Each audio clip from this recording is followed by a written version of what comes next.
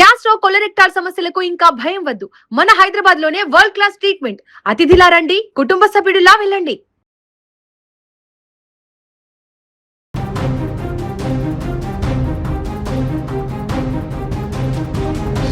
పల్నాడులో వైసీపీ యువనేత దారుణ హత్య కలకలం రేపుతోంది. వెనుకొండ, గురజాల, మాచర్ల ప్రాంతాలను ఒక్కసారిగా ఊపేసిన ఈ దారుణ ఘటన పల్నాడు రాజకీయాలను, గ్రామ వాతావరణాన్ని తీవ్ర ఉద్రిక్తతలకు గురిచేసింది. చీకటి పడిన తర్వాత ఒంటరిగా స్కూటీపై వెళ్తున్న ఒక యువనేత నిమిషాల వ్యవధిలోనే కత్తుల దాడికి బలైపోయాడు. వెనక నుంచి కారుతో ఢీకొట్టి కింద పడిపోవడగానే కళ్ళల్లో కారం చల్లి కత్తులతో గొంతు కోసి దారుణంగా మట్టుపెట్టారు. ఇంతకీ ఆ యువనేత ఎవరు? అసలు ఆ రాత్రి ఏం జరిగింది?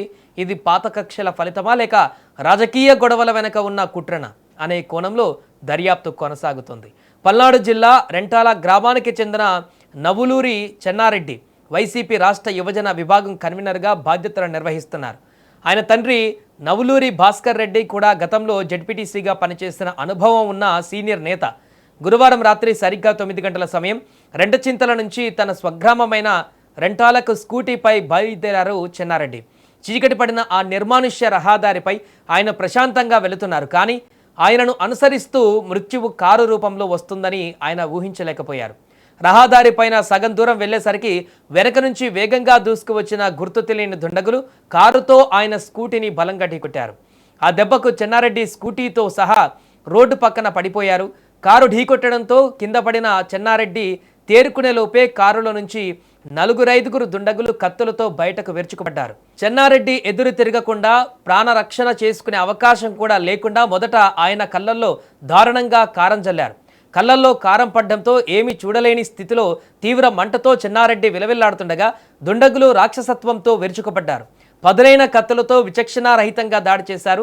అంతటితో ఆగకుండా ఆయన గొంతు కోసి పక్కాగా ప్రాణాలు తీశారు. చెన్నారెడ్డి ప్రాణాలు పోయాయని నిర్ధారించుకున్న తర్వాత మృతదేహాన్ని రహదారిపైన పడేసి దుండగులు పరారయ్యారు.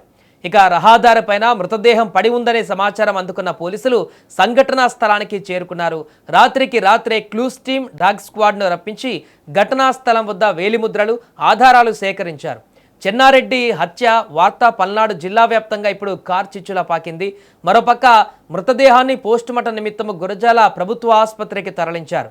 గ్రామంలో ఎలాంటి అవాంఛనీయ సంఘటనలు, ఘర్షణలు జరగకుండా ముందస్తు జాగ్రత్తగా పోలీసులు భారీగా బందోబస్తు ఏర్పాటు చేశారు. ఇక విషయం తెలిసిన వెంటనే వైసీపీ జిల్లా అధ్యక్షుడు, మాజీ ఎమ్మెల్యే పిన్నెల్లి రామకృష్ణారెడ్డితో పాటు పార్టీ ముఖ్య నేతలు, భారీ సంఖ్యలో కార్యకర్తలు గురజాల ప్రభుత్వ ఆసుపత్రికి చేరుకున్నారు. ఇప్పుడు ఈ దారుణ హత్య స్థానికంగా తీవ్ర ఉద్రిక్తతలకు దారితీసింది. అసలు చెన్నారెడ్డిని ఎందుకు చంపారు? చెన్నారెడ్డి కుటుంబానికి లేదా ఆయనకు ఎవరితోనైనా పాత కక్షలు, వ్యక్తిగత గొడవలు ఉన్నాయా? లేదా స్థానికంగా ఉన్న రాజకీయ గొడవలు, వర్గపోరు ఈ హత్యకు దారితీశాయా అనే కోణంలో పోలీసులు దర్యాప్తు చేస్తున్నారు. మరోపక్క రెక్కి నిర్వహించి ఈ దారుణ హత్య చేసినట్టుగా స్పష్టమవుతుంది. చెన్నారెడ్డి ఎప్పుడు బయలుదేరుతారు, ఏ మార్గంలో వెళ్తారు, అక్కడ చీకటిగా ఉండే ప్రదేశం ఏది అనేది ముందుగానే ప్లాన్ చేసుకుని దుండగులు ఈ స్కెచ్ అమలు చేసినట్టుగా తెలుస్తుంది. ఇదిలా ఉంటే మృతుడు చెన్నారెడ్డికి భార్య స్వప్న, 2 కుమార్తెలు ఉన్నారు. నాన్న ఇక తిరిగి రాడనే విషయం కూడా తెలియని ఆ చిన్నారుల రోదనలు, భర్తను కోల్పోయిన భార్య ఆవేదన అక్కడున్న ప్రతి ఒక్కరిని కంటతడి పెట్టించాయి.